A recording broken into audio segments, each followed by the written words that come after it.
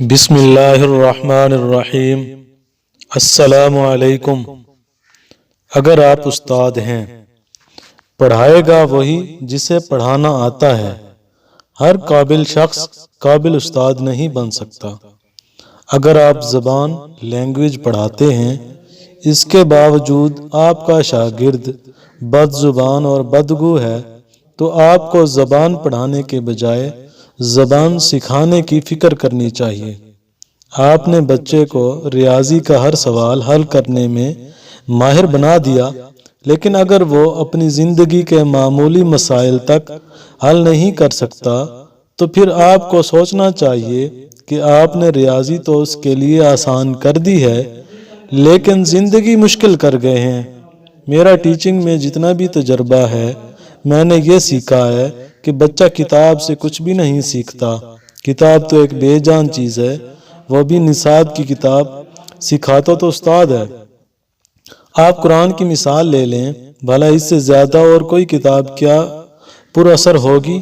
لیکن ہمارے لیے رول ماڈل اللہ کے رسول صلی اللہ علیہ وسلم کی سیرت مبارکہ ہے، تبھی قرآن کی آیات ہم پر اثر انداز ہوتی ہیں۔ آپ بچے کو جو کچھ سکھانا چاہتے ہیں وہ بن کر دکھا دیں، بچہ خود سب کچھ سیکھ لے گا۔ یاد رکھیں، اگر استاد کی زندگی میں کوئی مقصد نہیں ہے تو وہ طلبہ کو کوئی مقصدیت نہیں دے سکتا۔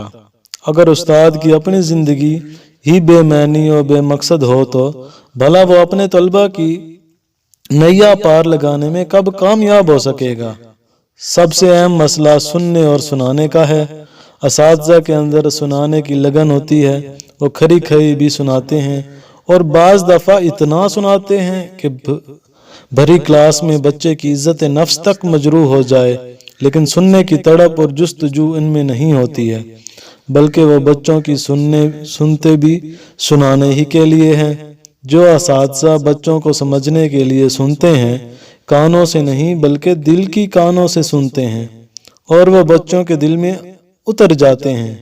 اگر آپ چاہتے ہیں کہ بچے آپ کا احترام کریں، تکلف کے لیے نہیں دل سے اٹھ کر آپ کا استقبال کریں، تو پھر آپ کو انہیں دل سے سننا پڑے گا۔ بچوں کے لیے عام طور پر وہ مضمون خود بخود دلچسپ بن جاتا ہے جس مضمون کا استاد ان کے لیے دلچسپ بن جاتا ہے۔ آپ کی ٹیچنگ کی انتہا اور معراج یہ ہے کہ بچے فری پیریڈ میں آپ کو خود بلانے آ جائیں، اور جب آپ کلاس سے جانے لگیں تو ان کو تشنگی محسوس ہو۔ آپ جیسے ہوتے ہیں ویسی ہی شعائیں آپ میں سے نکلنے لگتی ہیں۔ سورج کو بتانا نہیں پڑتا ہے کہ میں نکل گیا ہوں، صبح ہو گئی ہے۔ پھول اعلان نہیں کرتا کہ میں کھل گیا ہوں، اس کی خوشبو پورے باغ کو بتا دیتی ہے کہ کوئی پھول آج کھل گیا ہے۔ بالکل اسی طرح اگر آپ واقعی قابل استاد ہیں تو پھر طلبہ کو آپ میں سے وہ شعائیں ہر لمحہ پھوٹتی محسوس ہونے لگیں گی۔ اگر آپ استاد ہیں اور حادثاتی طور پر ٹیچنگ میں آ گئے ہیں تو کوشش کریں کہ اس کو اپنا شوق بھی بنا لیں۔ غالب فرماتے ہیں کہ بندہ کام سے تھک جاتا ہے، محبت سے نہیں تھکتا، اس لیے کام سے محبت کر لیں۔ اس کے بے شمار فوائد ہیں۔ سب سے بڑا فائدہ یہ ہے کہ آپ کو اطمینان قلب نصیب ہو جائے گا۔ یہ خدا کی وہ نعمت ہے جو دنیا میں کسی کو ہی ملتی ہے۔ دوسرا، آپ کی سیکھنے کے لگن بڑھ جائے گی۔ سب سے بڑھ کر یہ کہ اللہ آپ کو اتنی عزت دے گا کہ شاید آپ نے سوچا بھی نہ ہو۔ استاد کو سب سے بڑا فائدہ جو اللہ دیتا ہے وہ یہ کہ اس کے رزق میں برکت ہو جاتی ہے۔